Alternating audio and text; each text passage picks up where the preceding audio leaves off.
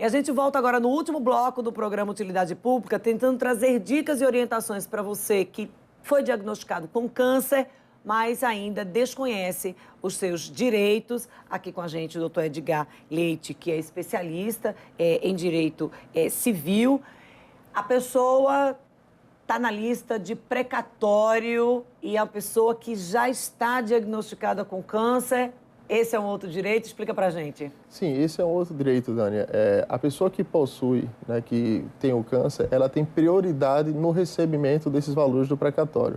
O precatório é um crédito que a pessoa tem junto ao Estado, município, União, e a gente sabe que leva assim, um tempo bem demorado para receber. E é justamente, né, a legislação prima beneficiar essas pessoas que possuem o câncer, estão nesse momento de fragilidade, para que elas tenham preferência em razão de outras pessoas que não possuem, para que elas recebam de uma forma mais célere esses créditos que possuem junto a esses órgãos, né, que é o Estado, a União e o município. Assim como essa questão dos precatórios, que aí já são pagamentos que demora muito para a pessoa receber, o câncer é uma doença que também pode demorar muito para ser diagnosticada, às vezes, sim, porque a pessoa não buscou, porque aquela pessoa que negligencia a própria saúde, sentiu mal-estar no dia, aquilo continuou, mas não quer ir ao médico, enfim. E, às vezes, aquilo ali leva muito tempo.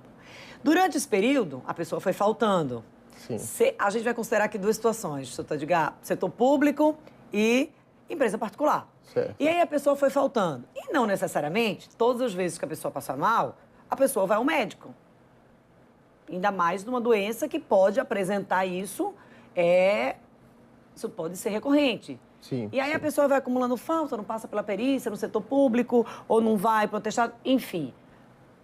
Empresa particular, a pessoa foi afastada, foi demitida e foi dito porque aquela pessoa justa causa por conta da quantidade de faltas. E na empresa pública, aquele servidor que não passou pelo processo, que deveria em termos de perícia, e enfrentou um processo administrativo, foi desligado. Enfim, depois do desligamento, depois da demissão, vamos considerar que a pessoa está desempregada, a pessoa é diagnosticada com câncer e aquilo ali, há um relatório que existia há 5, 6 anos, enfim.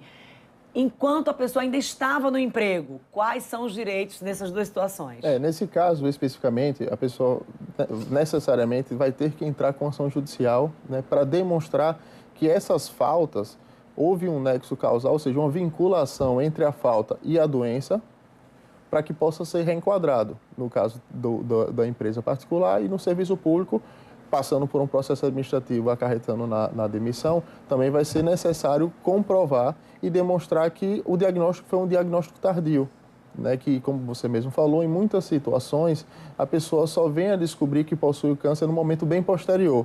Na maioria das vezes, não procura o médico de forma imediata, passa mal e não há essa certeza, né? Não há uma descoberta do que se trata, da doença que possui. Então, nesse caso específico, há necessidade de entrar com ação judicial, demonstrando esse nexo causal das faltas com a doença. E aí, sim, o judiciário vai possibilitar o retorno ao trabalho.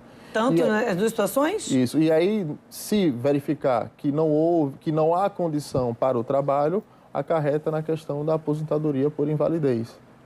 Que aí já é uma outra questão, uma né? outra que questão a gente relativa. falou em momento anterior.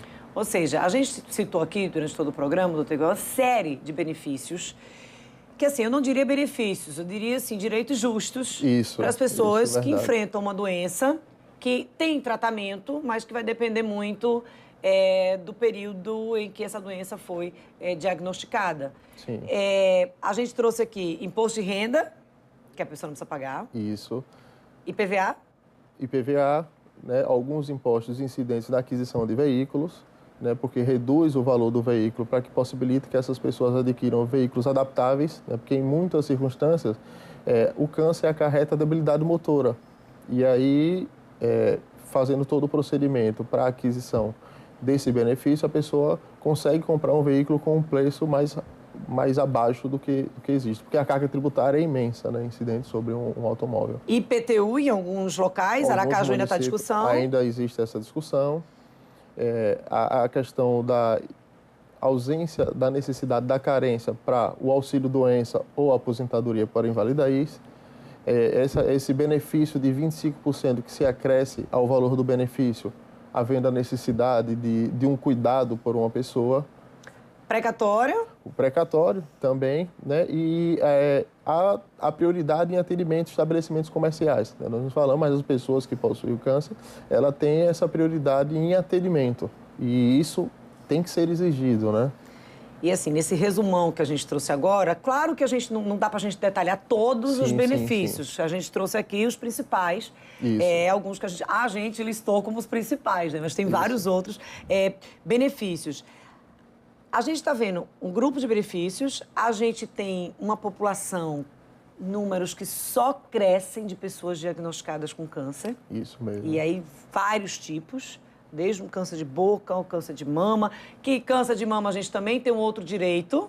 Isso mesmo, né? Que no caso da mastectomia, que é a retirada dos seios, tem um direito tanto com o plano de saúde quanto em relação à saúde pública da reconstrução mamária, né? Havendo a indicação médica, há essa previsão da cobertura dessa reconstrução mamária sem custo nenhum para o paciente. Mas aí isso já está definido também para o plano de saúde, porque assim, para a gente não voltar para aquele embate que a gente trouxe aqui no início, que apesar da pessoa saber que tem aquele direito, tem que enfrentar a justiça. Isso mesmo, já está definido. Um outro ponto que é interessante também é no caso quando há o financiamento imobiliário pelo sistema financeiro de habitacional, existe um seguro que se paga vinculado a esse financiamento. Então, quando há a descoberta do câncer e esse câncer acarreta, né, uma invalidez permanente, há a quitação desse financiamento imobiliário.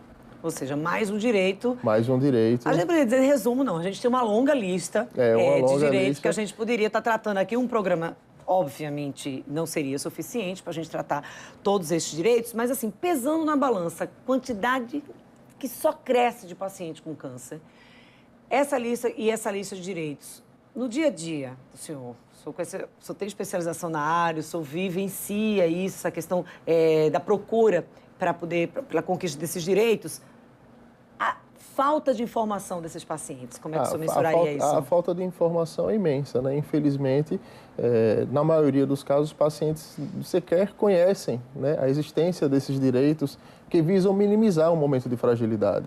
Então, é de extrema importância essa publicidade, essa demonstração para a sociedade como um todo, para que tenham ciência dos seus direitos, que lutem e busquem seus direitos, né?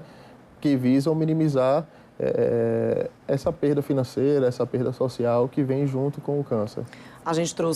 Hoje a gente bateu um papo com o Dr. Edgar Leite, falando muito dos benefícios para as pessoas que são diagnosticadas com câncer. A gente sabe que é uma doença que fragiliza bastante. A gente já trouxe aqui também, a gente tem tentado esclarecer, trazer alguns direitos, por exemplo, pessoas com HIV. A gente bateu um papo aqui com o Dr. Marcos Povas, também trazendo todo esse processo, os direitos que a pessoa tem. A gente está tentando sempre trazer essas dicas. Então, Dr. Edgar, se o senhor tiver mais dicas, mais orientações que possam beneficiar as pessoas, fique à vontade, sinta-se convidado para retornar aqui à Utilidade Pública. Agradeço bastante, né, o convite e a oportunidade de trazer um pouco desses direitos, né, para levar o conhecimento à sociedade, à população, para que possam pleitear, né, e buscar esses direitos.